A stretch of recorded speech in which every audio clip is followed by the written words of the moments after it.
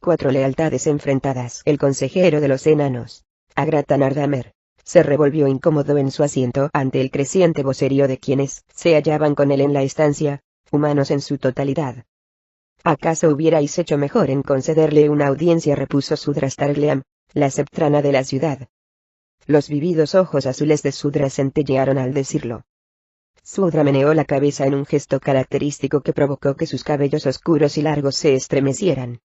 Su melena era frecuente objeto de discusión entre las comadres de la ciudad, pues, aunque Sudra tenía ya más de 30 años, y toda su vida había transcurrido en el clima ventoso y desapacible de Mirabar, seguían exhibiendo el brillo y el lustre que uno esperaría del pelo de una muchacha.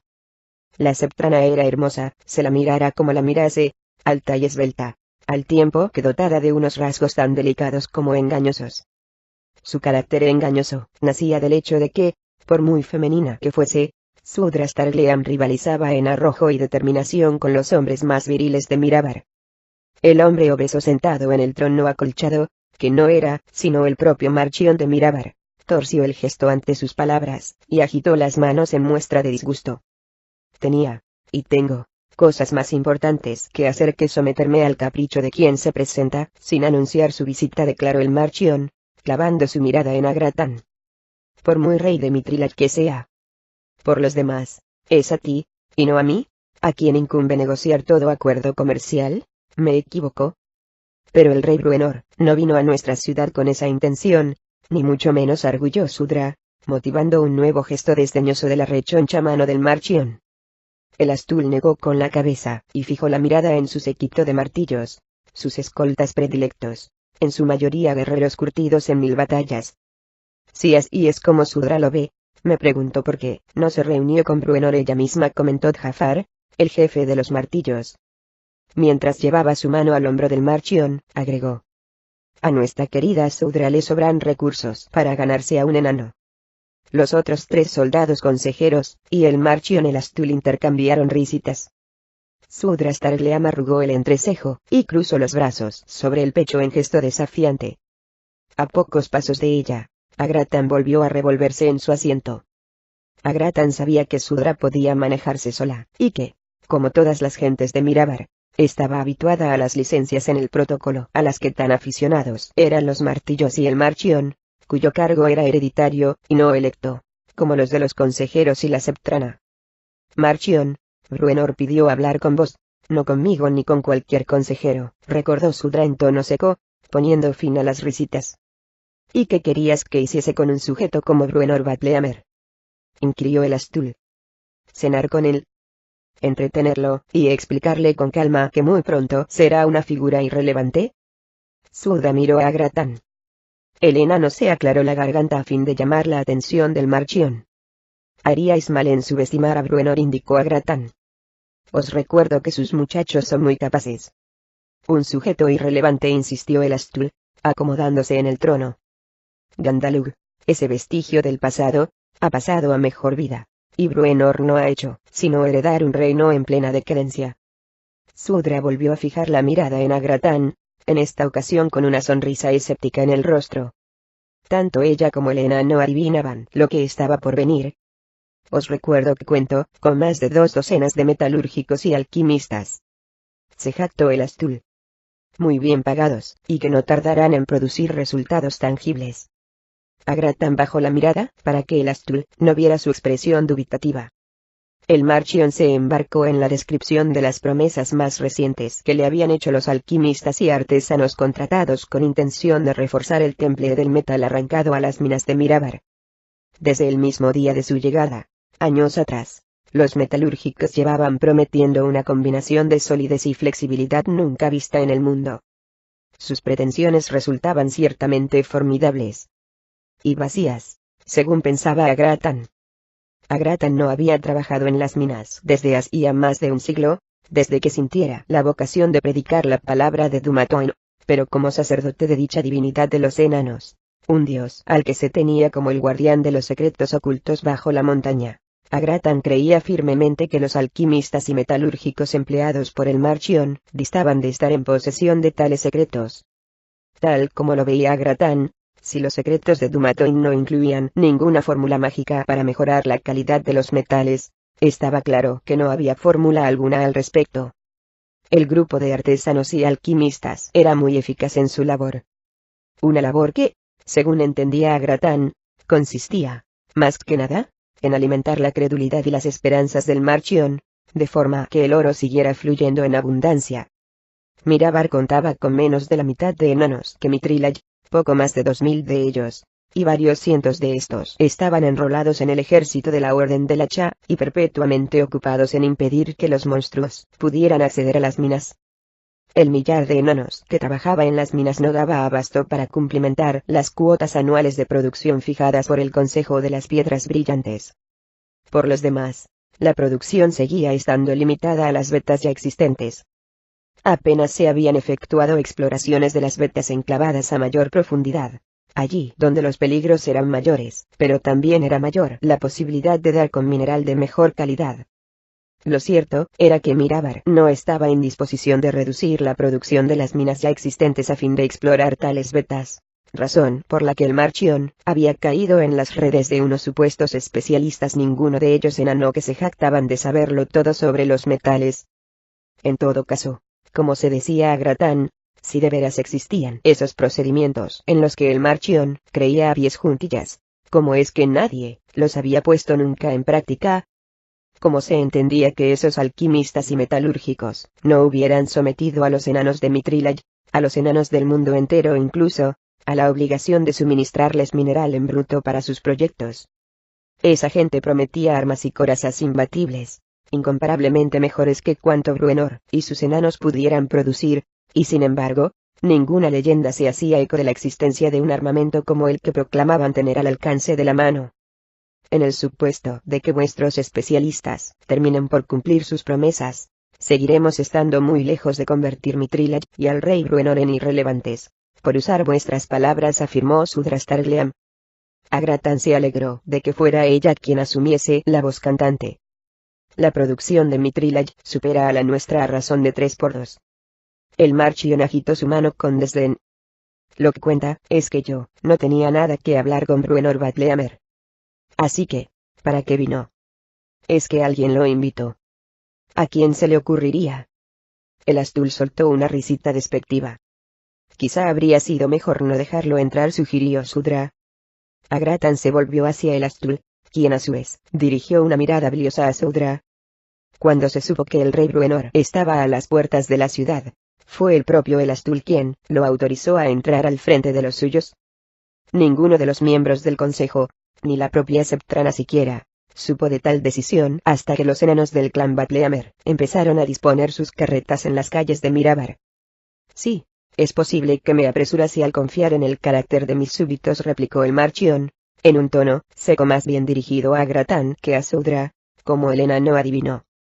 Me dije que lo mejor sería tratar al rey Bruenor con la indiferencia y el desdén que se merece. Y me dije que mis súbditos serían lo bastante despiertos para no prestar la menor atención a unos recién llegados pertenecientes a semejante ralía. Agratán advirtió que el Marchion lo estaba mirando directamente a los ojos mientras decía esas palabras. Al fin y al cabo, ningún humano se había prestado a comerciar con los del clan Batleamer. Solo los enanos habían accedido a ello, y Agratán era el enano de mayor rango en la ciudad, el patriarca y el portavoz oficioso de los 2000 enanos de Mirabar. ¿Habéis hablado con Maese Amerstrickler? ¿Qué queréis que le diga?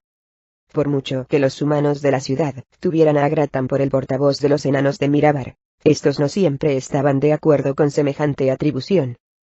Quisiera que recordarais a Maese Amerstrickler, a quien debe lealtad, contestó el Marchion. O, mejor dicho, a quien debería lealtad.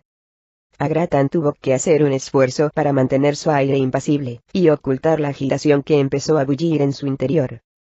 La lealtad de Torgar del Sun Amerstrickler estaba fuera de toda duda. El viejo guerrero había servido al Marchion y a su antecesor, al antecesor de este, y también al de este, por más tiempo del que ningún humano de la ciudad pudiera recordar, por más tiempo que los padres muertos de los humanos de la ciudad pudieran recordar. Torgar estuvo al frente de los guerreros que se aventuraron por los túneles de la Antípoda Oscura Superior para combatir a monstruos más temibles que cualquier otro enemigo que pudieran haber conocido los martillos del Marchion, unos escoltas de élite seleccionados en virtud de su glorioso historial militar. Cuando las hordas de orcos se lanzaron contra Mirabar, hacía 117 años. Torgar y un puñado de enanos repelieron el ataque enemigo desde su posición en el muro oriental, mientras el grueso del ejército de Mirabar se encontraba en el muro occidental, entretenidos por una estratagema orca. En términos de heridas de guerra, cicatrices y triunfos en el campo de batalla, Torgar del Sunamerstriker se había ganado con creces su condición de oficial al mando de la Orden del Hacha. Con todo, el mismo Agratán reconocía en su fuero interno que las palabras del Marchion encerraban una parte de verdad. Tal como Agratán lo veía, no se trataba de una cuestión de lealtad, sino más bien de juicio. Torgar y sus compañeros no habían comprendido lo que suponía hacer negocios con sus rivales de Mitrilaj ni sentarse a echar unos tragos con ellos. Por fin, Agratán y Saudra abandonaron al agitado Marchion y se marcharon juntos por los corredores del palacio, hasta salir al exterior, donde el sol empezaba ya a ponerse y la luz menguaba. Un viento frío se enseñoreaba de la ciudad, como si quisiera advertir a la pareja de que, en Mirabar, el invierno nunca estaba muy lejos. Espero que cuando hables con Torgar, lo hagas con palabras más diplomáticas que las empleadas por el Marchion, dijo Sudra al enano. Su sonrisa era la de quien se halla ante una situación divertida. Como Septrana, una de las funciones de Sudra consistía en la firma de acuerdos comerciales, una función que se había visto complicada por la ascensión de Mitrilaj. En cualquier caso, Sudra Stargleam afrontaba la cuestión con notable determinación, superior a la de la mayoría de los habitantes de la ciudad, enanos incluidos.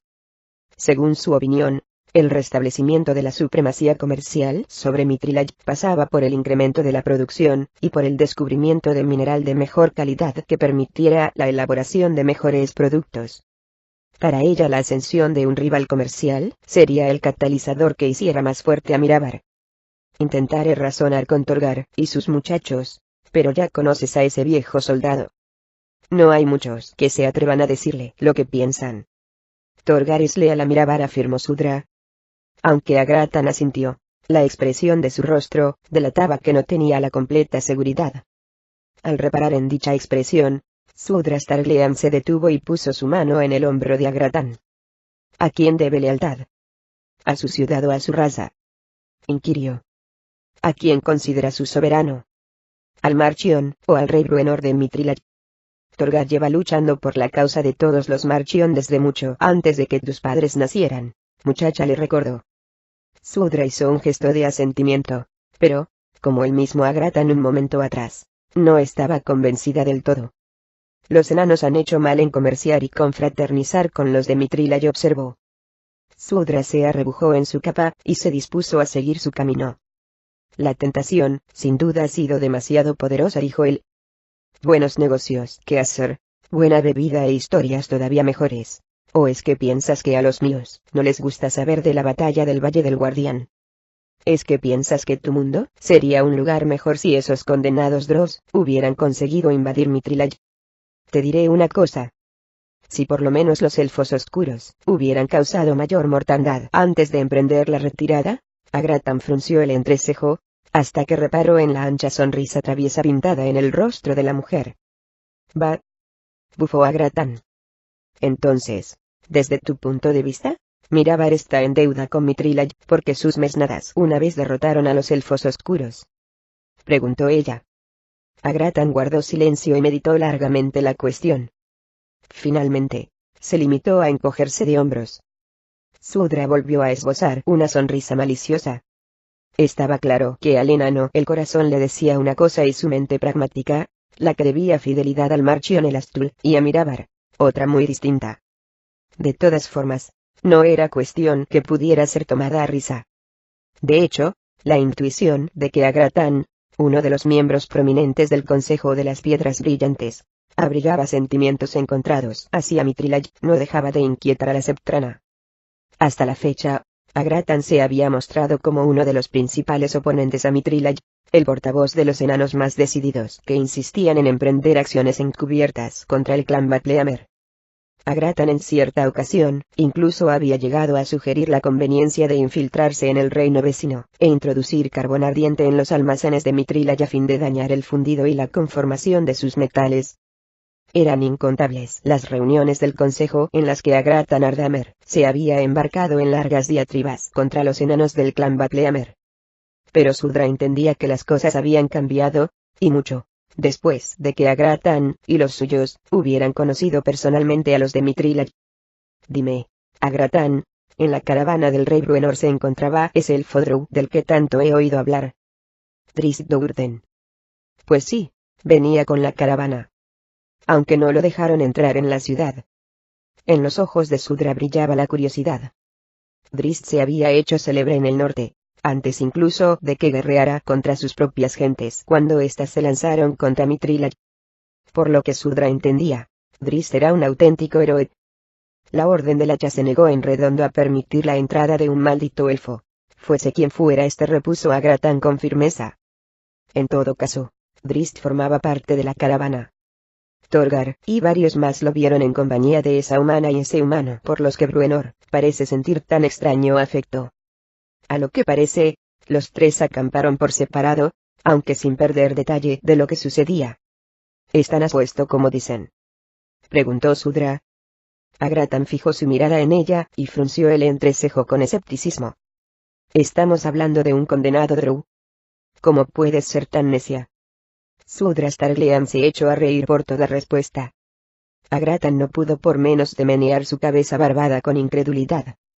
En ese momento se detuvieron, pues acababan de llegar a la plaza de la ciudad inferior, un espacio abierto entre tres grandes edificaciones, en una de las cuales se encontraban las dependencias de Sudra. En el centro de esa plaza triangular, se hallaba la entrada de una escalinata que llevaba a la estancia mejor vigilada de toda Mirabar. El acceso principal a la infraciudad, la verdadera ciudad, a ojos de Agratan y los suyos, allí donde se trabajaba de firme. Sudra se despidió del enano y entró en su casa.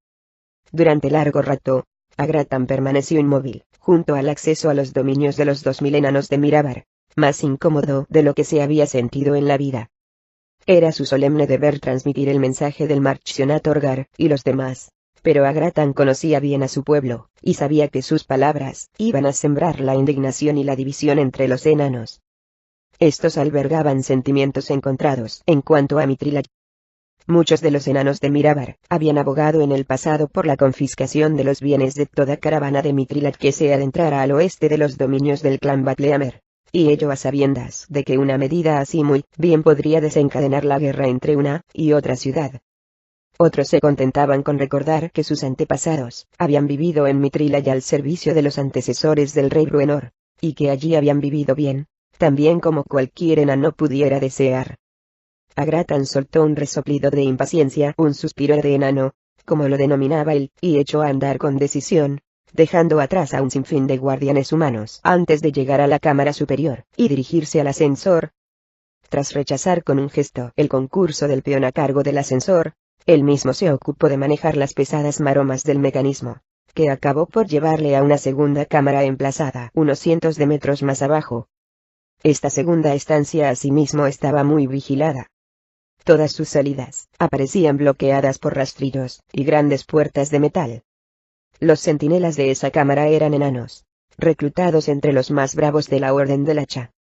Dejad cuanto estéis haciendo, y enviad recado a todos los nuestros estén donde estén, en los túneles de abajo, o en las murallas de arriba, ordenó Agratan. Después de la puesta de sol, celebraremos una reunión en el Salón del Fuego, y quiero que asistan todos y cada uno de mis muchachos. Todos y cada uno. Recibido el encargo, los vigilantes abrieron una de las puertas a Agratan, quien se marchó cabizbajo, y murmurando, mientras se devanaba los sesos a fin de dar con la estrategia adecuada para tan delicada situación.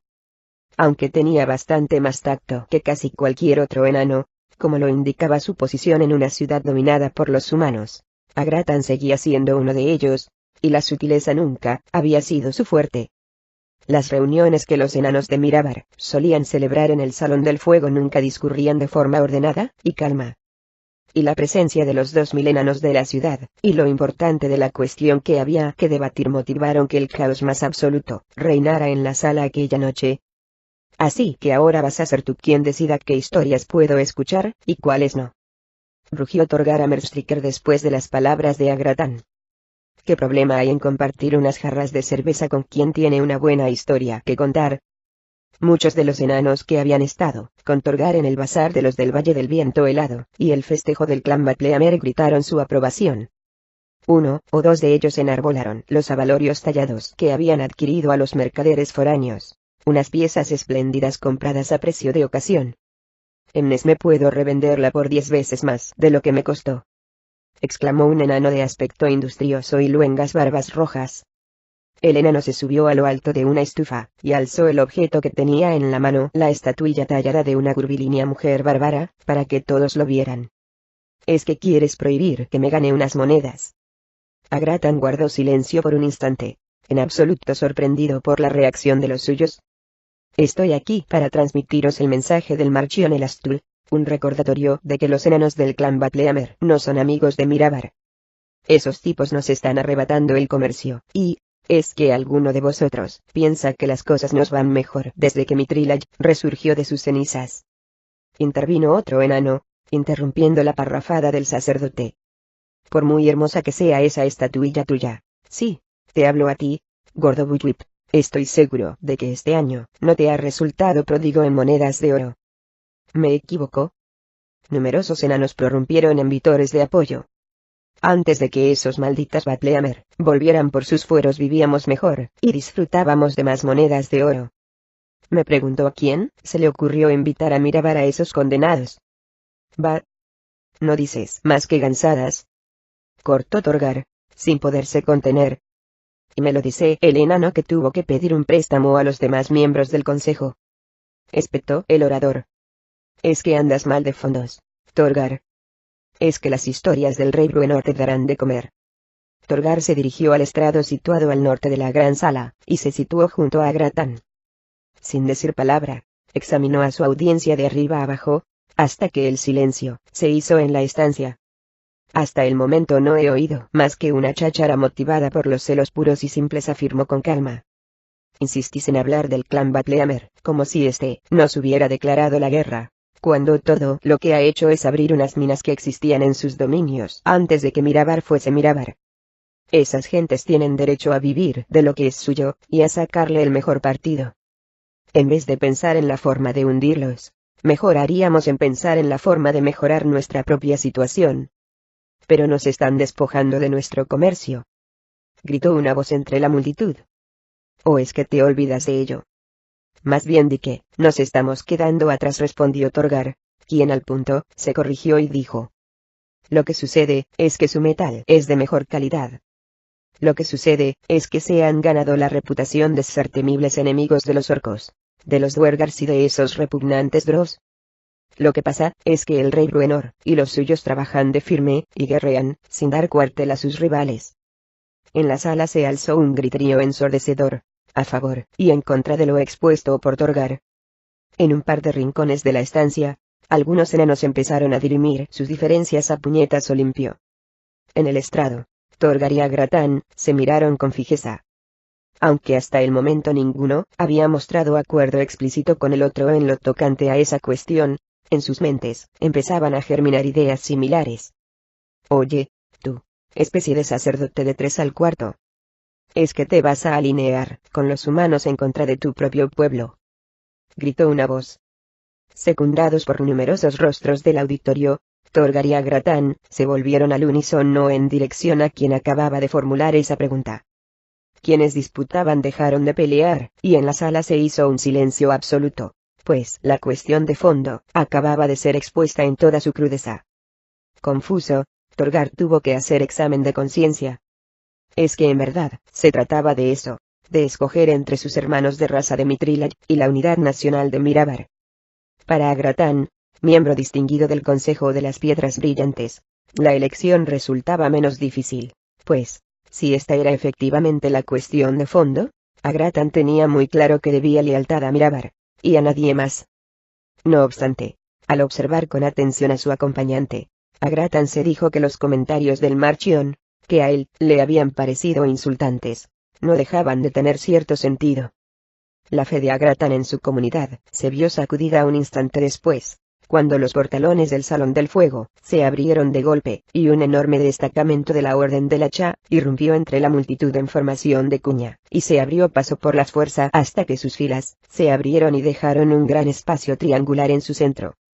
Dicho espacio fue al momento ocupado por el Marchion, varios consejeros suyos conocidos por su severidad, y hasta la misma Septrana. Esta no es la clase de conducta que los humanos de Mirabar esperan de sus compañeros enanos, recriminó el Astul. El Marchion habría hecho mejor dejando las cosas ahí, contentándose con recordarles pacíficamente que la ciudad contaba con demasiados adversarios exteriores para ensarzarse en querellas intestinas. Está claro que Torgaramerstriker y quienes lo acompañaron a visitar los carromatos del clan Batleamer y a los lerdos, a los bardos de dicho clan, cometieron un grave error de juicio, afirmó el Astul sin ambajes. Ten cuidado, Torgaramerstriker, si no quieres verte desprovisto de tu cargo. Y en cuanto a los demás, fascinados como estáis por el lúpulo de la cerveza y los aires de ese Bruenor Batleamer, os recuerdo que debéis fidelidad a Mirabar, nuestra ciudad, sobre la que en este mismo momento se cierne la amenaza del clan Batleamer.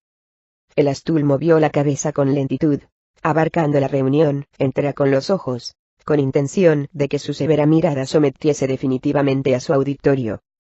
Mas este estaba compuesto por enanos, y fueron muy pocos los que pestañearon, como fueron muy pocos los convencidos de la bondad de sus palabras que movieron la cabeza en señal de asentimiento. De hecho, bastantes de los enanos que estaban en desacuerdo con su arenga, parecieron ganar más estatura y determinación. Al fijar la mirada en su compañero de estrado, Agratan se preguntó si Torgar se proponía arrancarse del pecho el emblema del hacha y tirarlo a los pies del Astul. Os ordeno que os disperséis ahora mismo, rugió el Marchion. Volved a vuestro trabajo y a vuestros asuntos de siempre. Los enanos empezaron a salir de la sala. El Marchion y su séquito, en el que figuraban varios guerreros humanos, asimismo se marcharon, con la sola excepción de Sudrastarleam, quien se quedó para hablar con Agratan. El rey ha hablado, así que ya está todo dicho, murmuró Torgar al pasar junto a Agratan, rubricando sus palabras con un escupitajo dirigido a los pies de este. El Marchion ha hecho mal en presentarse aquí de esta forma, dijo Agratan a Sudra una vez que estuvieron a solas. Varios de los miembros del consejo han insistido en que tomara cartas en el asunto, explicó ella.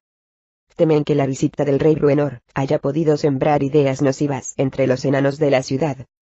Las ha sembrado, comentó él en tono sombrío. Y empiezan a fructificar.